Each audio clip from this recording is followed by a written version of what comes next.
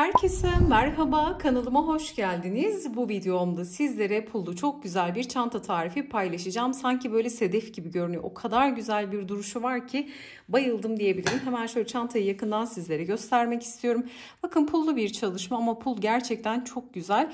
İple sapla uyum o kadar harika oldu ki yine bu malzemeleri nereden aldığımı videonun açıklama kısmına ekliyor olacağım. Böyle orta boy bir çanta oldu. Çok küçük değil, aşırı da büyük bir çanta değil. Günlük kullanıma uygun bir çanta oldu. Hemen şöyle iç kısmını da göstermek istiyorum. Bakın polyester ipin böyle kendince tok bir duruşu var. Gerçekten çok güzel duruyor. Şöyle içi dolduğu zaman özellikle harika duran bir çalışma. Hemen şöyle diğer tarafı da tamamen aynı, iki tarafında aynı şekilde örüyoruz. İki parça örüp çantamızı birleştiriyoruz. Bakın gerçekten şahane duruyor. Hiçbir taban vesaire çalışmadım. Şöyle göstermek istiyorum çantanın kenar detaylarını, tabanını vesaire. Dediğim gibi hiç astara dahi gerek yok. Astarsız da kullanabileceğimiz bir çalışma. İsterseniz şu kısımda bir çıt çıt kullanabilirsiniz ama inanın hiç gerek yok. Direkt bu şekliyle kullanabilirsiniz. İnanılmaz gösterişli bir çanta oldu. Birçok farklı rengini çalışabilirsiniz. Bu sapın, pulun, yine ipinde birçok farklı rengi var. Aksa Örgü Butik'ten almıştım ben malzemelerimi. Oradan farklı renklerini de yapabilirsiniz ama bu rengi şiddetle tavsiye ediyorum. Çünkü gerçekten sedef gibi duruyor. Bu rengine bayıldım. Harika bir uyum oldu. Bunu isterseniz böyle elde kolda taşıyabilirsiniz ama omuza takmak için farklı saplar kullanabilirsiniz. Zincirler takıp çapraz olarak da kullanabilirsiniz. Bu tamamen zevkinize kalmış. Gerçekten yaz kış kullanabileceğimiz kullanışlı bir parça oldu. Umarım sizler de beğenir ve denersiniz. Detaylı tarifimize geçmeden önce sizlerden küçük de bir ricada bulunmak istiyorum. Kanalımıza ücretsiz abone olabilir. Videoyu beğenir ve yorumlarınızı eksik etmezseniz gerçekten çok mutlu olurum. Bakın sanki böyle pullar tek tek dikilmiş, takılmış gibi duruyor. Gerçekten farklı bir teknikte güzel bir çalışma hazırlamış oldum. Sayıları tamamen kendime göre ayarladım dediğim gibi. Ama sizler bu çalışmayı daha büyük, daha ufak yapmak isterseniz, farklı saplar kullanmak isterseniz nasıl yapacağınızı da videoda detaylı olarak birçok fikri de sizlerle paylaşıyorum. Umarım faydalı bir içerik olur. Tarifimize geçelim. Çantam için kullanmış olduğum malzemelerin tamamını Aksa Örgü Butik'ten aldım. Sizin için de iletişim bilgilerini videonun açıklama kısmına eklerim. Oradan bakabilirsiniz. Bu çalışmada polyester makrome iplik kullandım. 100 gram ağırlığında, bakın bunlar böyle 150 metre. Kalınlığı da 1,5 milim. Şöyle göstermek istiyorum bakın dokusunu. Tabi sizler daha farklı ipler de kullanabilirsiniz. Bu çalışma için 2 yumak yeterli oluyor. Bir de şöyle akrilik saplar kullandım bakın. Bunların farklı renklerini de yine Aksa Örgü Butik'te bulabilirsiniz. Böyle yuvarlak saplar tercih ettim. Bir de 100 gram pul almıştım bakın. 100 gram puldan artacak gibi. Pulların çapı da 2 santim. Ölçüsünde söylemiş olayım, şöyle bakın. Pullar da bu şekilde 2 santim çapında pullar kullanıyorum. Bu çalışmayı yaparken tığ numaram 3 milim. Sizler kullanacağınız ipin inceliğine, kalınlığına göre, örmenizin sıklığına, gevşekliğine göre kendi tığ numaranızı belirleyebilirsiniz. Burada bakın pulumdan rahatlıkla geçirebileceğim bir ölçüde, pulların delikleri küçük değil, bunu da belirtmek istiyorum. Tığla beraber yerleştirmiş olacağız. Hemen şu ipimin ucunu açacağım. Bir parçamın bir tanesini tamamladım. Bu parçadan 2 tane örerek çantayı birleştirerek tamamlamış olacağız. Gerçekten çok güzel oldu. Hemen örmüş olduğum parçanın şöyle iç kısmını da göstermek istiyorum. Bakın oldukça muntazam. Çok basit bir artırma mantığı var. Bakın burada belli bir sayıyla başlıyoruz, artırıyoruz. Sonra kenarlardan eksiltmeler yaparak, sadece orta kısımda artışlar yaparak bu görüntüyü ve bakın bu şekli sağlayarak çantamızı bitirmiş oluyoruz. Bunda da hiçbir zorluk yok.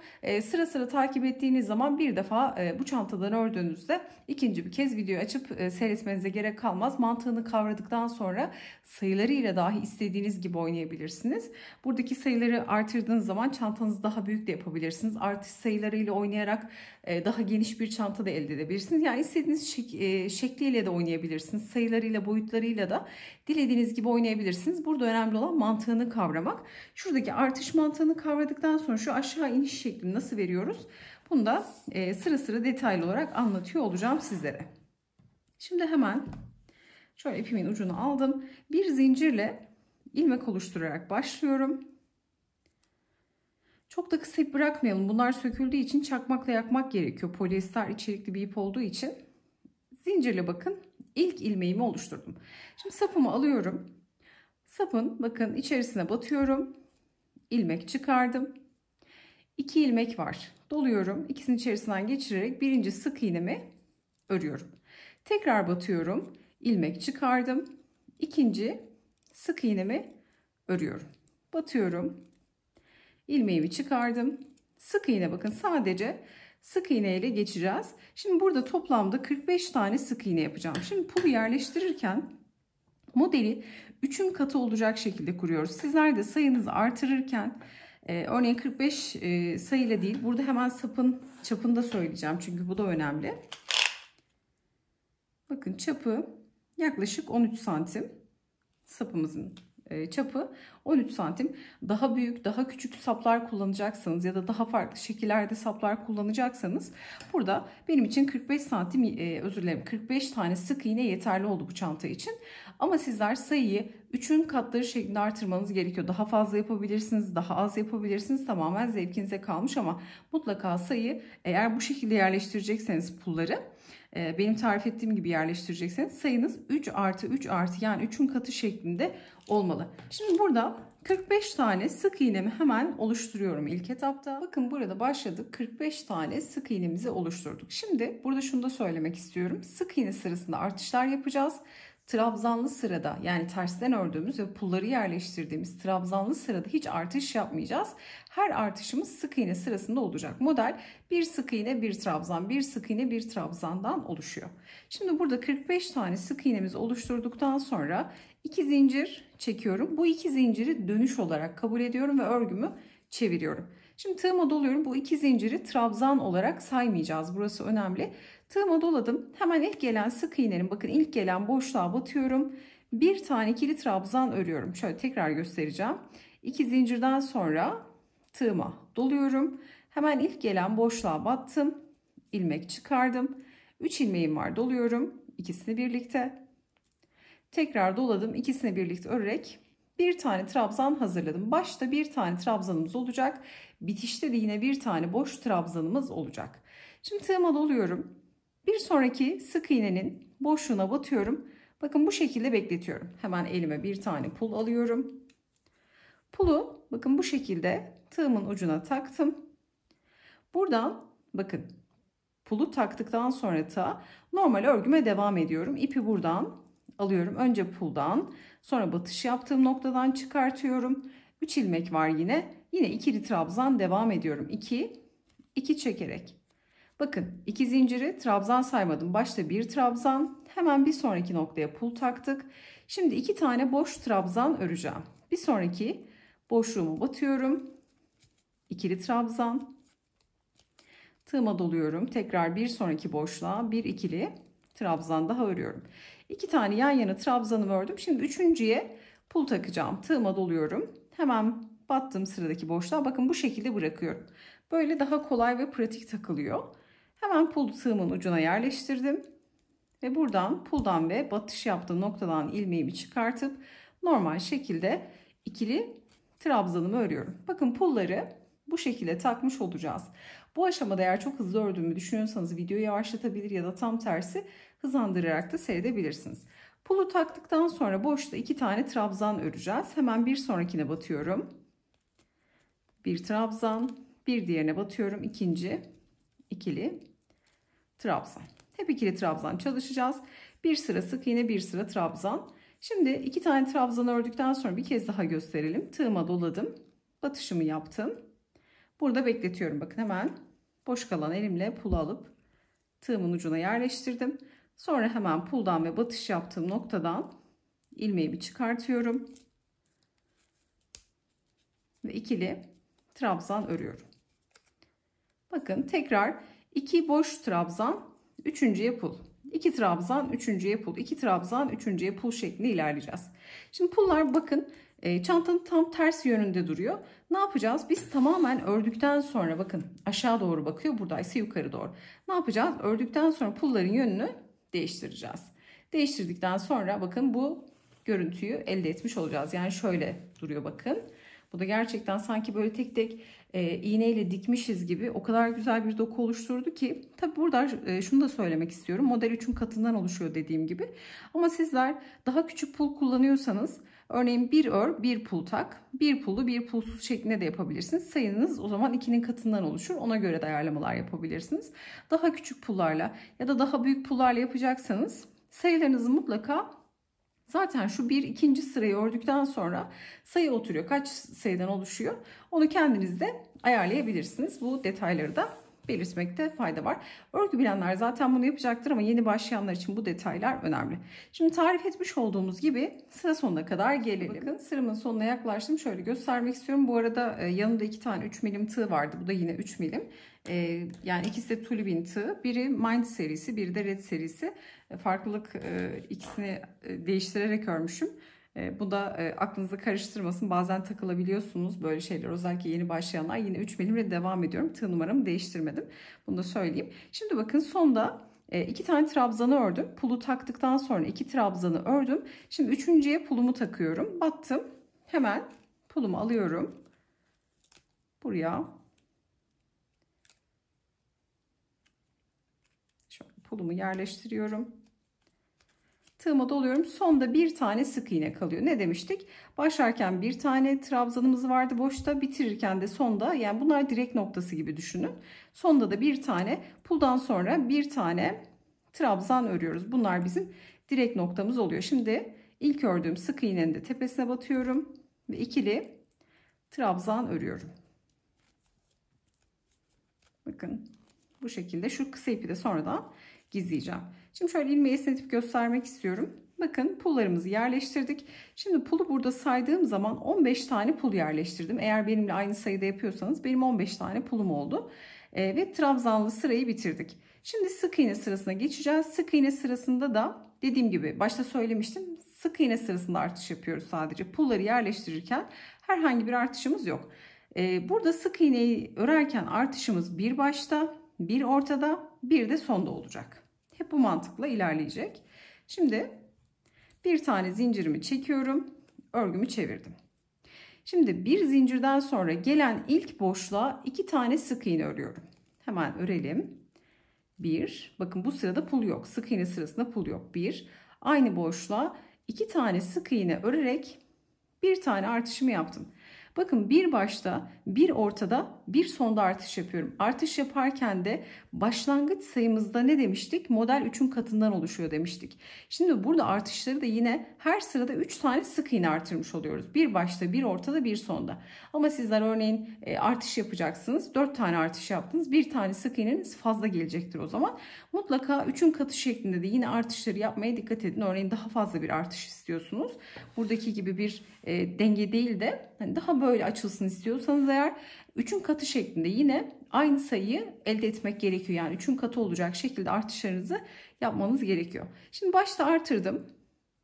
Bir diğerine gelen bir diğer sık iğneye batarak sırasıyla her birine bir tane sık iğne örüyorum. Sadece başta 2 tane sık iğne ördüm.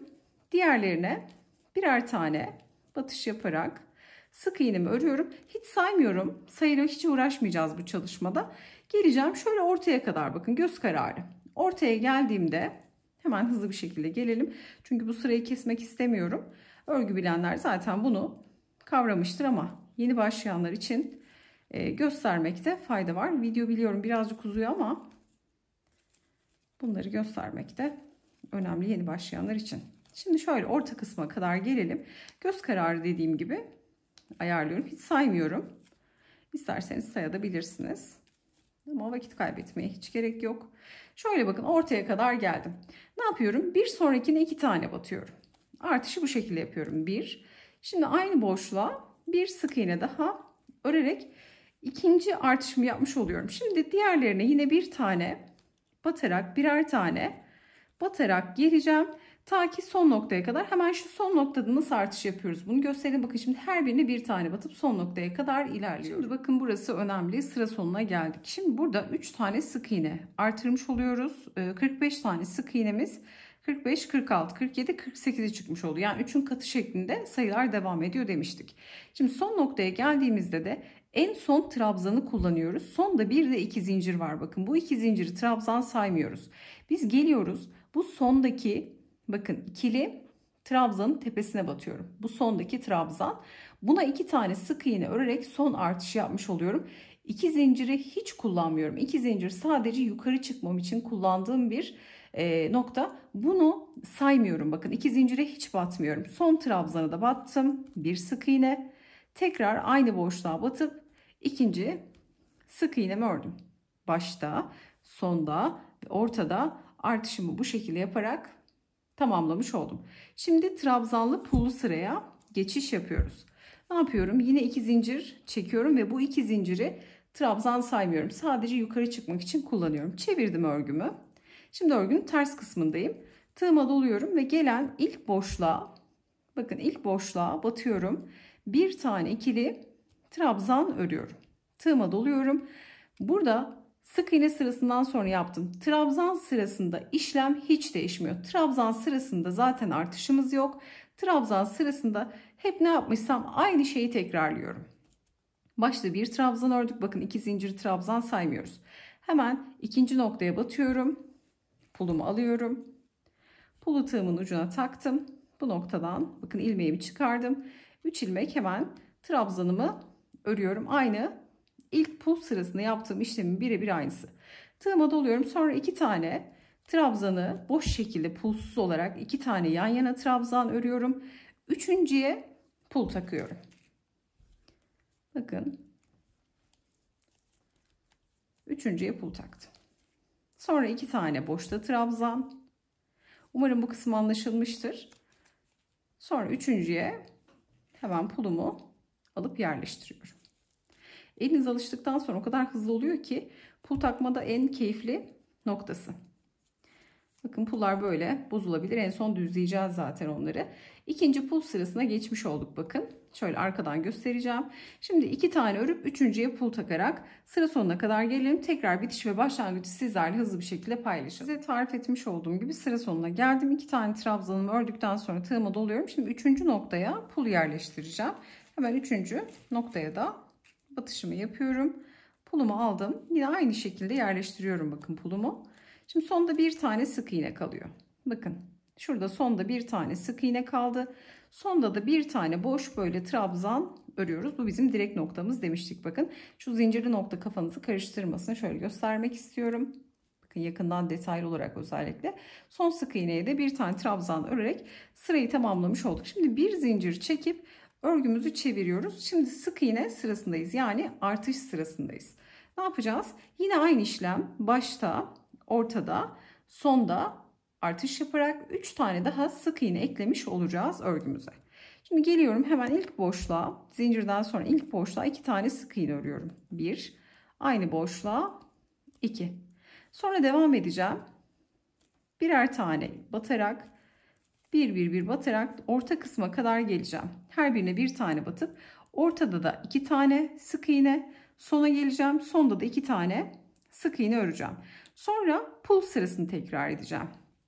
Burada şu an 4. sırayı tamamladık. 5. sıraya geçtik. 5. sırada da yine 3 tane sık iğne artırmış oluyoruz. 6. sırada pul sıramız, yani tersten ördüğümüz 6. sırada pulumuzu takacağız. 7. sırada buradaki yaptığımız artışın birebir aynısını yapacağız. Başta, ortada, sonda. Şimdi burada tarif etmiş olduğumuz gibi ilerleyelim. Sayıyı söyleyecek olursam, en baştan tekrar edecek olursak ne yaptık? 45 tane sık iğne ile başladık. Trabzan sırasında pulumuzu taktık. 2. sıra trabzan sıramız.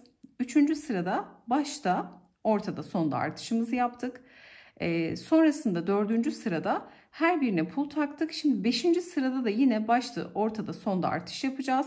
6. sırada pul takacağız. 7. sırada yine başta, ortada, sonda artış yapacağız. 8. sıra pulumuzu takıp 8. sırada trabzan sırasında pulumuzu takıp 9. sıraya geçeceğiz. 9. sırada normalde hep 3-3 sık iğnelerle artırıyorduk. Başta, ortada, sonda. 9. sırada ise artı 3 tane daha sık iğne artıracağız. Tek fark bu.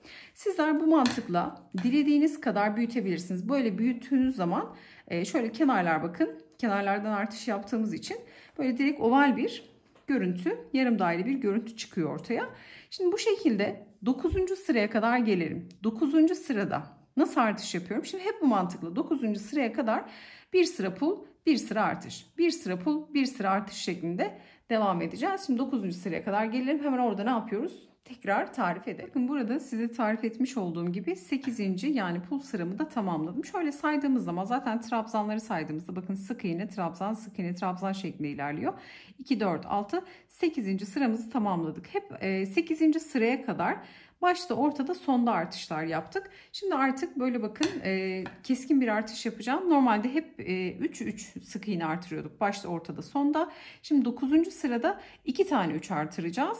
Başta artıracağız. Ortada 4 artış yapacağız. Sonda 1 artış yapacağız. Yani 3 artı 3 tane sık iğne, 6 tane sık iğne artışı yapmış olacağız. Bu şekilde dediğim gibi sizler daha geniş isterseniz çantanızı 3 tane değil daha fazla sayıda da artırabilirsiniz. Buradaki başladığınız modelinizi kaça kurduysanız, biz dediğim gibi 3'ün katları şeklinde kurduk. Şimdi 2 tane 3 artıracağım 9. sırada. Şimdi yapalım bunu da. Bu da gerçekten kolay. Aslında hiçbir zorluğu yok ama tekrar etmekte fayda var. Bir zincir çekip trabzandan sonra örgümü çeviriyorum. Şimdi pullu sıradayız. Bakın düz sıradayız. Ve sadece sık iğne sırasına artış yapıyoruz demiştik. Şimdi hemen geliyorum. Önce başta artış yapıyorum. 1, hemen 2 tane ördüm. Şimdi devam edeceğim. Birer tane örerek 4 tane orta kısımda artış yapacağım. Bakın şöyle ortalara doğru geleceğim. 1, 2, 3, 4 tane artış yapacağım. Sonda da bir artış yapacağım. Yani toplamda 6 tane sık iğne artırmış olacağım. Bu arada şunu da söylemek istiyorum sizlere. 15 tane pul ile başlamıştık. Bakın her sırada birer birer arttı pullarımız. 15'te ikinci sırada 16 tane pul oldu. Üçüncü pul sırasında 17 oldu. Burada 18 oldu. Şimdi 19-20'ye sabitleyeceğiz. Bu sırada 2 tane 3 artıracağımız için toplamda 20 tane pul yerleştireceğiz 10. sırada. Sonra o 20 pulu sabitlemeyi göstereceğim. Yani şunu kastediyorum aslında. Bakın burada bir açılma var, artırma var. 20 pula kadar artırdım. Sonra kenarlardan eksiltme, ortadan bir artırmayla 20 sayısını sabit tutarak bu şekilde aşağı doğru ne kadar istiyorsanız o kadar çantanızı derin hale getirebilirsiniz. Aslında şöyle de göstermek istiyorum. Bakın çok çok basit mantığı ama tabii detayları vererek ilerlemekte fayda var. Şimdi şöyle birazcık ortaya doğru gelelim. Bu kısımları kesmeyelim. Şimdi birazcık hızlanalım. Şimdi her birine birer tane batıyorum. Ortaya doğru, şöyle hafif ortaya doğru geldiğimde 4 tane artış yapacağım. Artışları da aynı noktaya 2 tane sık iğne örerek yapmış oluyoruz. Hemen yapalım. Şimdi bu kadar yeterli. Bakın şöyle köşeye kadar, şöyle ortaya kadar geldim. Şöyle 1, 2, 3, 4 şeklinde göz kararı ayarlıyorum bunları. Hiç saymıyorum. Şimdi buraya artış yapacağım. 1, aynı boşluğa ikinci sık iğne. Buradaki birinci artışımı yaptım. Şimdi şöyle 1, 2, 3, şöyle 4, 5 tane sık iğne örelim. 6. da artıralım. 1, aynı boşluğa ikinci sık iğne. Ortadaki ikinci artışımı yaptım. Şimdi tekrar 1, 2, 3, 4, 5, 6 tane örelim. 3. artışımızı yapalım. Aynı boşluğa bir sık iğne daha. Şimdi tekrar 6 sık iğne örelim. 1, 2, 3, 4, 5, 6. Şimdi burada 4. artışımızı yapalım. 1, aynı boşluğa 2. Bakın 4 tane ortada artış yaptım. Baştaki ile beraber 5 tane oldu. Sondaki ile 6 tane artış yapmış oluyoruz. Ben sadece şu orta kısmı söyledim. Bunu da göz kararı ayarlıyorum. Buradan başladım bakın. 6 sık iğne ördüm, tekrar artırdım. 6 sık iğne ördüm, tekrar artırdım. Sayılar ortada sabit tuttum. Tutmayabilirsiniz. Farklı sayılarda da olabilir. Yani illaki böyle olmak zorunda da değil. Göz kararı yerleştirmiş olduk. Şimdi başta bir tane, ortada 4 tane artış yaptık. 5. artışımızı yaptık. Son 6. artışı da en sondaki noktada yapmış olacağız. Şimdi şöyle hemen şu uca kadar gelelim. Sıramızın sonuna geldik. Son trabzana da bakın zincire dokunmuyorduk. Son trabzana 2 tane sık iğne örerek buradaki sondaki artışımı yapmış oluyorum. Şimdi burada Bir sonraki sırada artık 20 tane pul yerleştireceğiz. Bakın alt sıradaki saydım. Yani şuradaki 1, 2, 3. 4. sırada 18 pul var. Burada 2 tane artış yaptık. 3 artı 3 şeklinde. 6 tane sık iğne artırdık. Pul sayımız şimdi 20'ye çıkmış olacak. Şimdi yine 2 zincirle örgümü çeviriyorum. Yine aynı işlem. Hiçbir farklılık yok. İlk gelen sık iğneye bir tane trabzan örüyorum. İkincisine batıyorum. Hemen pulumu yerleştiriyorum. Pul sırasında artış yok. Trabzanlı sıralarda herhangi bir artış yok. Şimdi burada pul sayımız 20'ye çıkmış oluyor. Şimdi bu sırayı tamamlayalım. Pul sırasından sonra şimdi 10 sıra boyunca, bu 10. sıramız artık pul taktığımız sıra 10. sıra. Ben 10 sıraya kadar bu şekilde artışlar yaptım. Ama sizler çantanızı daha geniş istiyorsanız, böyle oval, kenarı şöyle düz, aşağı kısmı tamamen oval istiyorsanız böyle ritmik artırmalara devam edebilirsiniz. Artırma mantığı çok kolay. Çantanız böyle hafif böyle içe doğru geliyorsa, kapanıyorsa artışlarınızı artırabilirsiniz. Çok fazla arttığını düşünüyorsanız da onu kendiniz dengelemeniz gerekiyor mutlaka. Ben burada dediğim gibi sizlere mantığını anlatmaya özen gösteriyorum. Bakın benim görünüşüm bu şekilde ilerliyor. Şimdi pulumuzu takacağız. Puldan sonra artık 10 sırayı tamamlamış oluyoruz. 10. sıra pul sıramız. 10 sıradan sonra artık kenarlarda eksiltme, ortada bir artış yaparak aşağı doğru dümdüz ineceğiz. Yani şu, bakın ördüğüm parçada göstermek istiyorum ki mantığı rahat anlaşılsın. Burada bakın ne yaptık? Artışlar yaparak başta, ortada, sonda artışlar yaparak çantamızı genişlettik. İstediğimiz genişliğe geldikten sonra şimdi sabit tutarak, bakın aynı görüntüyü, aynı yapıyı sabit tutarak aşağı doğru ilerlememiz gerekiyor. Bunun için ne yapacağız? Başta, sonda eksiltme olacak, ortada artırma olacak ve bunu bu şekilde aşağı indirmiş olacağız. Şimdi ölçü vereceğim. Şimdi şurada 1, 2, 4, 6, 8, 10. Yani şu kısma kadar saptan tutarak söyleyelim. Artırdığımız noktaya kadar olan ölçü yaklaşık 12 santim. Bakın şuraya kadar 10 sıraya kadar olan ölçümüz yaklaşık 12 santim. 12 santimden sonra 10 sıradan sonra kaç sıra örmüşüz? Başta ve sonda eksiltme yapıp ortada artış yaparak ördüğümüz sıra sayısı 2, 4, 6, 8, 10, 12, 14 sıra örmüşüm. 14 sıra bana, şöyle sayacağım tekrar, 2, 4, 6, 8, 10. Hemen 14 sırada kaç santimi verdi? Şöyle bakalım. Yaklaşık 14 santime yakın. 13,5-14 santim. Bakın şu derinlikte benim için yeterli. Çantayı birleştirirken zaten şu kenara kadar birleştireceğiz. Şu kısım açıkta kalacak ki çantayı rahat açıp kapayalım. Sizler bunu kendiniz ayarlayabilirsiniz. Ben burada 10 sıra yaptım artışları ama bu sayı daha fazla da olabilir. Daha fazla da artırabilirsiniz. Daha geniş de bırakabilirsiniz dediğim gibi. Ne kadar istiyorsanız o kadar artış yapabilirsiniz. Burada önemli olan mantığını kavramak. Şimdi bakın pullar böyle yukarı doğru bakıyor. Bunları şimdi aşağı doğru indireceğiz en son.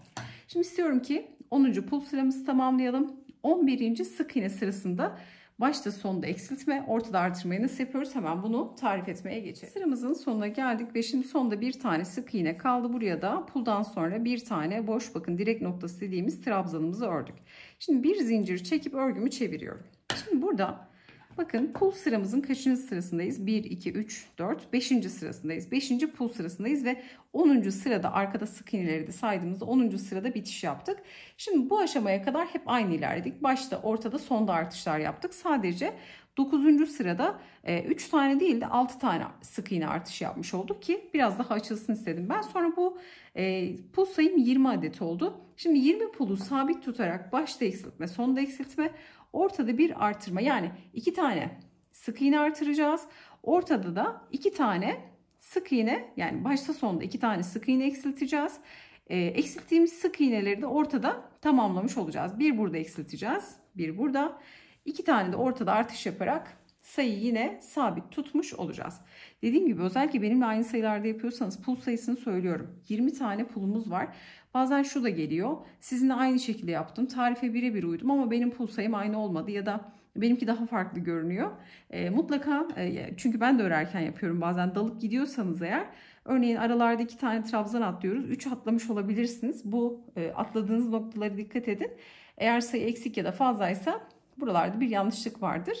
Bunu da belirtmekte fayda var. Birebir aynı yapıyorsanız zaten sayılar aynı olacaktır. Şimdi eksiltmeyi gösterelim. Bir zincirle dönüş yaptık. İlk sık trabzan noktasına, ilk boşluğa geliyorum. Batıyorum. İlmek çıkarıp bekletiyorum. Hemen bir diğer noktaya batıyorum. İlmek çıkartıp bekletiyorum. Şimdi 3 tane ilmek var bakın. 2 noktaya battım. 2'yi 1'e düşüreceğim.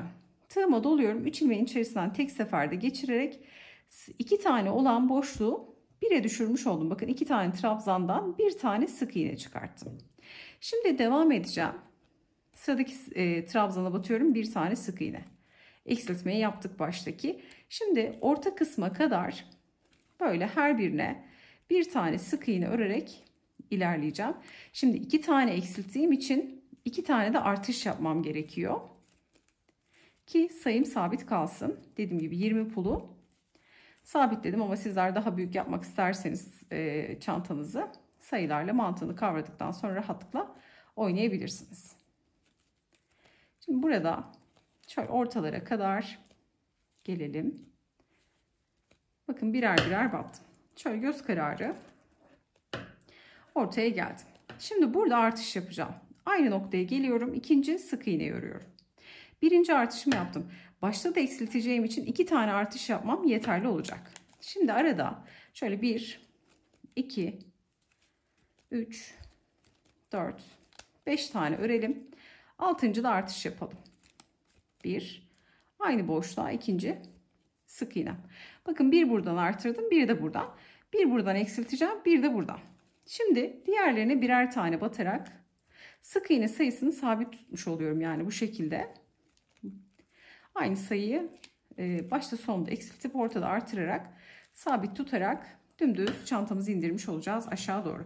Şimdi bakın her birine bir tane batalım. Şu sondaki eksiltmeyi nasıl yapıyoruz? Hemen bunu detaylı olarak göstereyim. Sonuna geldim. Sonda 2 tane trabzan bırakıyorum. Bakın 1-2 tane trabzan bırakıyorum.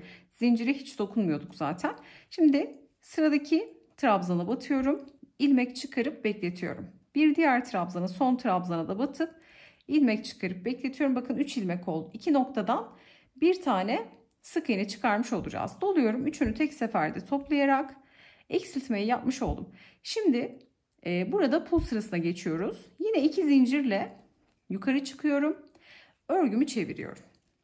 Şimdi tığıma doluyorum. Eksilttiğim sık iğneye batıyorum. Bakın tepeye, yani ilk gelen boşluğa batıyorum. Şöyle batış noktasında göstereceğim. Bu noktaya battım. Hemen buraya bir tane trabzan örüyorum. Şimdi pul sırası hiç değişmiyor. Birebir aynı. Şimdi bir tane trabzan ördüm. Tığıma doluyorum. Bir sonraki noktaya batıyorum. Hemen pulumu alıp tığıma yerleştirdim. Burada pulumu taktım. Şimdi 2 tane trabzan. 1, 2, üçüncüye pul takıyorum. Bakın eksilttiğimiz noktaya nasıl battığımızı gördünüz. Şimdi bundan sonra aynı ilerleyecek. 2 ör 1 pul tak, 2 ör 1 pul tak şeklinde başta eksilttik, sonda eksilttik, ortada 2 tane artırdık. 2 eksiltme, 2 artırma. Mantık bu bundan sonra. Şimdi pul sırasını tamamlayalım. İstiyorum ki şu batış yaptığımız noktayı eksilttiğimiz noktada gösterelim. Nereye batıyoruz? Burayı da görelim. Şimdi bitişe kadar gelelim. Pulumuzu tamamlayalım. Dönüşü tekrar sizlerle paylaşalım. Sıra sonundayız ve buradaki son pulu da taktık. Şimdi eksilttiğimiz sık iğne kaldı. Şöyle bakın. Eksilttiğimiz sık iğne net görünüyor. Hemen buna da batarak buradaki direk noktamızı, son boşta kalan bir tane ikili trabzanımızla bu son noktaya örmüş oluyoruz. Şimdi yine bir zincir çekip örgümü çeviriyorum. Şimdi tekrar başta eksiltme, sonda eksiltme, ortada 2 tane artış. 2 eksiltme, 2 artış yaparak sabit tutuyoruz dediğim gibi. Tekrar bakın sayın. Mutlaka 20 tane pulunuzun olması gerekiyor. Bu şekilde örgümüzü sabit tutarak aşağı doğru inmiş olacağız. Şimdi tekrar göstermek istiyorum. Artık mantığı anlaşılmıştır. Şimdi bir zincirden sonra ilk boşluğa batıyorum. Şöyle ilmek çıkardım. Bekliyorum. Bir sonraki trabzanı da, ikinci trabzanı da tepesine batıp ilmek çıkarıyorum. 3 ilmek olduğunda üçünü tek seferde toplayarak 2 trabzanı bir tane sık iğneye düşürmüş oluyorum. Eksiltmeyi böyle yapıyoruz bakın. Sonra ilerleyeceğim. Diğerlerine birer tane batış yaparak ilerleyeceğim. Göz kararı yapıyorum artışı. Bir buradan artış yapacağım. Sonda da yine en son 2 tane sık trabzan bırakacağım bakın. Zincirli noktayı saymıyorum. 2 tane trabzana da batıp ilmeklerimi çıkarıp 3 ilmek olduğunda tek seferde toplayarak sondaki bitişte tamamen aynı olacak. Şimdi artık eksiltme mantığı da anlaşılmıştır. Bundan sonra 20 pulu sabit tutuyoruz.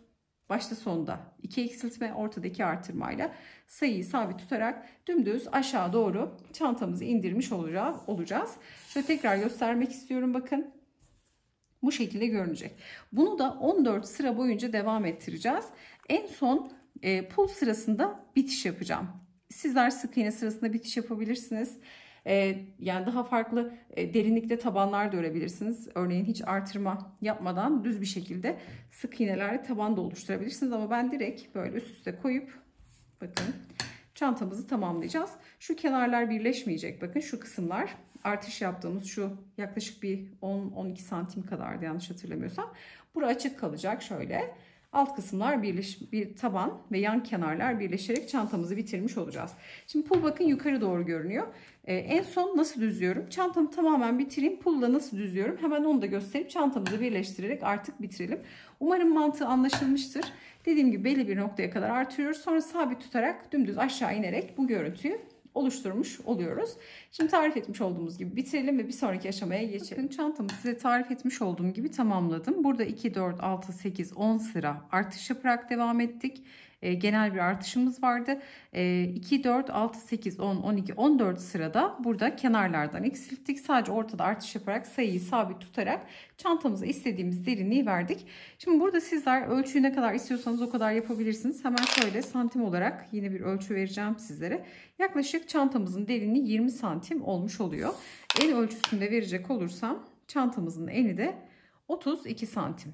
Ölçümüz bu şekilde. Sizler daha büyük de yapabilirsiniz. Zaten detayları paylaştım. Bakın 100 gram puldan artan pulum bu kadar. Ben 100 gram paket halinde almıştım. Bu kadar da arttı yine.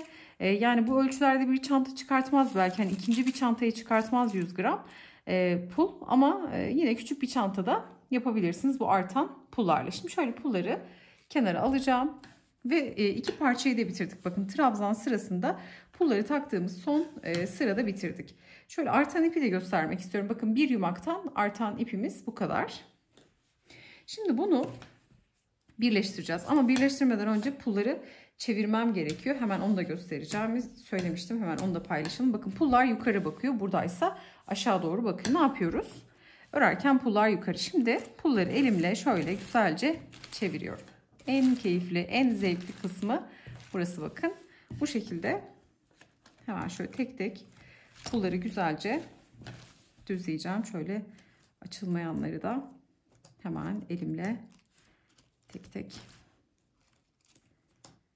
Bakın çok kolay bir şekilde aşağı doğru bakıyor. Bazıları hafif böyle bir sağa sola kayıyor. Onları da elime şöyle çekiştirerek güzelce pullarımı düzlemiş oluyorum. Sonra bunları yine üzerinden düzleriz. Şimdi birleştirmeyi göstereceğim sizlere.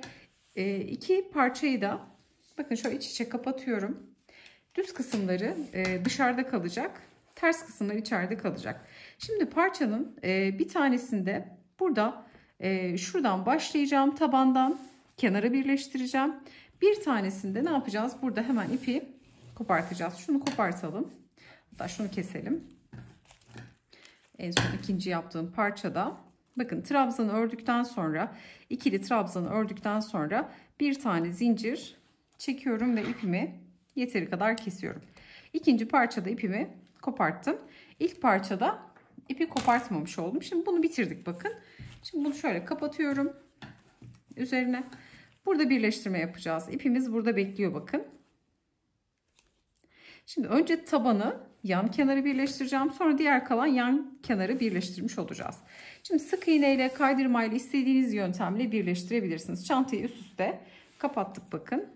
Şimdi burada bir tane zincir çekmiştim. Son trabzandan sonra şöyle bakın trabzandan sonra bir tane zincir çekiyorum. Şimdi karşılıklı trabzanların şu içteki kanatlarına batacağım bakın. Hemen iç kanada batıyorum. İpi de alttan yürüterek diğer iç kanadı da şöyle üstten aşağı doğru batıyorum. İlk trabzanın buralardan ilmek çıkardım ve bekleyen ilmeğimden kaydırdım. Bir sonraki şöyle birazcık yaklaştıracağım net görünsün. Bakın taban kısmını birleştiriyoruz. Buradaki parçanın trabzanın dıştaki kanadı, diğer parçanın trabzanın içteki kanadına batıyorum. İpi de aşağıda yürüterek, bakın aşağıdan ilmekleri geçirdim. Çıkardığım ilmeği bekleyen ilmekten kaydırdım. Sürekli aynı noktaya batıyorum. Kaydırma yaparak birleştirmek istedim ben. Sık iğne yapabilirsiniz. Buna taban çalışabilirsiniz. Ama ben bu şekilde yapmak istedim. Yani birçok şekilde modifiye edebileceğimiz, uyarlayabileceğimiz gerçekten çok keyifli bir çanta. Sadece iç kanatlara batarak trabzanların kaydırmayla bakın bu şekilde birleştiriyorum. Son trabzan sırasında birleştirdim ki şu kısım içeride kalsın. Pullar böyle burayı kapatsın. Tamamen pul pul bir görüntü olsun istediğim için. Şimdi kaydırmalarımızı yaparak gelelim. Şu kenar kısmı birleştireceğiz. Hemen kenar trabzanlı kısmı nereye kadar nasıl birleştiriyorum? Hemen bunu paylaşmaya geçelim. Bakın bu kısımdan başladık. Tamamen tabanı birleştirdik. Şimdi burada yan kenar kısmını birleştireceğiz. Nereye kadar? Şu 10 sıra artırdığımız nokta vardı. Bakın şu sivri noktaya kadar. Bunları böyle şimdi karşılıklı yine kaydırmalar yaparak birleştirmiş olacağız. İsterseniz etamin iğnesiyle dikiş de yapabilirsiniz. Tamamı dikiş de olabilir. Sık iğneyle de geçebilirsiniz. Hangisi size kolay geliyorsa kapatmaları o şekilde yapabilirsiniz. Hatta bu çantalara isterseniz yan körük, ekstra bir taban örüp o şekilde de birleştirme yapabilirsiniz. Örneğin taban örecekseniz ne yapacaksınız? Hemen burada bunu da bahsetmek istiyorum. İki parçayı da örerken bir miktar hiç artırmadan düz bir şekilde taban örerseniz karşılıklı ortada birleştirip o şekilde taban da elde edebilirsiniz. Yine yan körükle bir bütün halinde de örebilirsiniz. Yani dediğim gibi birçok şekilde yapılabilir. Ama ben bu şekilde istedim. Yani çok büyük bir çanta istemedim. Şimdi burada geliyorum şöyle son trabzana da batıyorum. Buradaki karşılığındaki de son trabzana batıp kaydırmayı yapıyorum. Şöyle batalım. Şimdi şu kısa ipi içeri alacağım. Burada bakın zincirli nokta var. Bu zincirli noktaya batıyorum. Karşı parçada da hemen şöyle uygun boşluğa batıp tekrar buradan bir kaydırma yapıyorum. Burada hemen şuradaki bakın çizgiye batıyorum. Burada da aynı şekilde çizgiyi buluyorum. Buradaki şu tek çizgiye de batarak burada yine bir kaydırma. Sonra trabzanın iki çizgisi var bakın şurada. Şimdi karşıdaki parçanın da iki çizgisine batıp bunları böyle karşılıklı denk getireceğiz. Sıralar zaten eşit. Trabzanlar birbirine bakacak. Sık iğneler birbirine bakmış olacak. Şimdi sık iğne boşluğuna batıyorum. Bakın şöyle tek batacağım. Biraz yaklaştıralım net anlaşılsın. Sık iğneleri de karşılıklı batıyorum. Bakın sık iğne noktası oldukça belirgin. Buraya da batıp alttan yine ipi yürüterek kaydırmayı yapıyorum. Sonra bu noktaya karşılıklı batıp kaydırmamı yapıyorum. Sonra iki çizgi geliyor trabzanın olduğu noktada. İki çizginin olduğu kısımda. Burada da yine şu iki çizgiye batarak sıraları birbirine eşit olacak şekilde yine sadece kaydırma yaparak bu kaydırmayla şu kısma kadar birleştireceğiz. Sonra ipi kopartacağım. Şöyle geniş açıda gösterelim. Bakın burayı birleştirip burada ipi kopartıp bitireceğim. Burada da sonra en son açıklığımız kalıyor. Buradan başlayarak buradaki şu 10 sıra bırakana kadar bakın 10 sıra bırakacağız burada. Şuradaki açıklığı bırakana kadar buraya birleştirmiş olacağız. Burada da ipimizi kopartıp artık çantamızı bitirmiş olacağız. Şimdi yan kısımlarını da birleştirelim ve çantamızın en son bitmiş halinde sizlerle hızlı bir şekilde paylaşalım. Çantamızı bakın sizlere tarif etmiş olduğum gibi tamamladım. Kısa ipleri de en son içeride gizledim. Şöyle göstermek istiyorum. Bu polyester ipin tok bir duruşu var. Bakın şöyle içini birazcık doldurur gibi yaptım. İçi dolduğu zaman daha da böyle güzel bir görüntü oluşmuş olacak. Bakın şöyle göstermek istiyorum. Sedef gibi o kadar güzel oldu ki tarifimiz de bu şekildeydi. Gerçekten kolay ve keyifli bir yapım var. Sadece mantığını kavramanız yeterli. Yapacak olanlara kolaylıklar diliyorum. İçerisine astar vesaireye hiç gerek yok. İçerisinden küçücük bir eşya bile düşmeyecek ölçüde. Yani delikli bir çanta değil. İster astarlayabilirsiniz, ister astarsız bu şekilde de kullanabilirsiniz. İçerisinde de herhangi bir kapatmaya gerek yok. Yani ağız kısmında çıt çıta falan da hiç gerek yok. Bakın böyle rahatlıkla direkt takıp kullanabilirsiniz. Gerçekten çok şık ve çok güzel bir çalışma oldu. Yapacak olanlara kolaylıklar diliyorum. Videomuzu beğenmeyi, yorum bırakmayı, kanalımıza abone olmayı unutmayın. Bir sonraki videoda görüşünceye dek hoşça kalın.